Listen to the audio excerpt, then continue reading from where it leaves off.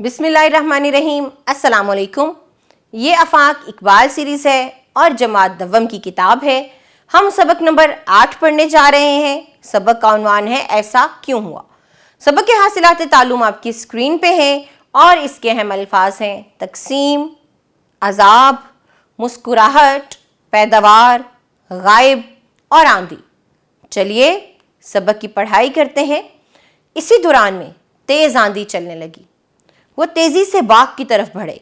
वो बहुत खुश थे कि आज ज़्यादा फल लेकर घर जाएंगे। बाग में पहुंचे तो उनके चेहरों से मुस्कुराहट गायब हो गई। उनका सरसब्ज बाग मुकम्मल तौर पर जल चुका था। वो अपने जले हुए बाग को देखकर बहुत परेशान हुए। उन पर आंधी का अजाब नाजिल हुआ। उस आंधी में न जाने कैसे आग शामिल हो गई।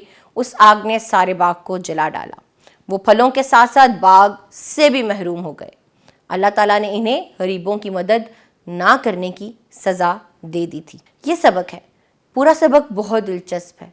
और पैगाम क्या है कि हमें गरीबों की, ज़रूरतमंदों की मदद करनी चाहिए। हमारा मज़हब भी हमें यही पैगाम देता है कि हमें ज़रूरतमंदों की मदद करनी चाहिए। चलिए आगे बढ़ते हैं। सबक में अल्फाज के जो मानी हैं उनको देखते हैं। तकसीम करना, बांटना। अजाब गुनाह की सज़ा। मुस्कुराहट हंसी को कहते हैं। रवाना होना, जाना या चल पड़ना चुपके से, खामोशी से। महरूम, नाकाम, बेनसीब। चलिए सवालात के जवाबात की तरफ बढ़ते हैं। नेक आदमी बाग के पैदावार के कितने हिस्से करता था? तो जब आप सबक पढ़ेंगे आपको पता चलेगा कि वो बाग की पैदावार के 3 हिस्से करता था। अगला सवाल है, फलों को गरीबों से बचाने के लिए नेक आदमी के बेटों ने क्या तरकीब सोची? उन्होंने सोचा कि क्यों ना रात को हम खेतों में जाएं, बाग में जाएं और फिर फल तोड़ें ताकि गरीबों को पता ना चले और हमें उन्हें देना ना पड़े। अगला सवाल है, आपके ख्याल में नेक आदमी के बेटों को सज़ा क्यों मिली? क्योंकि उन्होंने गरीबों का हिस्सा उन्हें नहीं दिया। और याद रखिए, जब हम मिल बांट कर खाते हैं तो उसमें बरकत होती है। जब हम तकसीम करके खाते हैं तो अल्लाह उसमें बरकत डालता है। इसके बाद हमारे पास कसीरुल इंतखाबी सवालात हैं, जिसमें पहला सवाल है कि बाग का मालिक पैदावार के हिस्से करता था? जी हाँ, 3। बाग के मालिक के कितने बेटे थे? 2, 3, 4 या 5? बताइए और इस सारी सरगर्मी को हल कीजिए। आए बात करते हैं। इन तस्वीर पर आपस में बातचीत करें और एक कहानी बनाएं। ये 3 तस्वीर हैं। तस्वीरों पर नंबर दिए गए हैं 1, 2 और 3। तो देखिए 2 खरगोश हैं जो कि किसी बाग की तरफ जा रहे हैं ताकि वो वहां पर जाकर फल खा सकें। लेकिन जब उस बाग में पहुंचते हैं और फल खाते हैं तो उनको एक शिकारी पकड़ लेता है या बाग का मालिक पकड़ लेता है। फिर उनके साथ क्या होता है, इस पर आप एक कहानी बनाइए। आगे कवायद है यानी कि जुबान शनासी। तो इन जुमलों को जरा तवज्जो से सुनिए। वो सचमुच एक अच्छा लड़का है।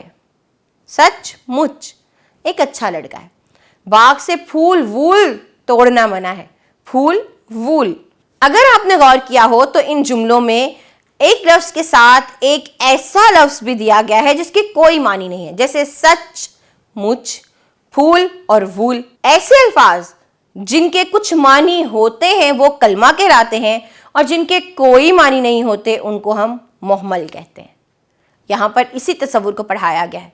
ऐसे अल्फाज जिनके कोई मानी होते हैं, जो मानी रखते हैं, वो कलमा कहलाते हैं और जिन अल्फाज के कोई मानी नहीं होते उनको मुहम्मल कहते हैं। यहाँ पर हमें कलमा और मुहम्मल की सरगर्मी करनी है। और सरगर्मी क्या है? भाईजान चाय वाय पी कर चले गए। चाय कलमा है, वाय मुहम्मल है। अच्छे बच्चे गाली गलोच नहीं करते। गाली कलमा और गलोच मुहम्मल, क्योंकि गलोच के कोई मानी नहीं है। आमना बहुत देर से गुमसुम बैठी है।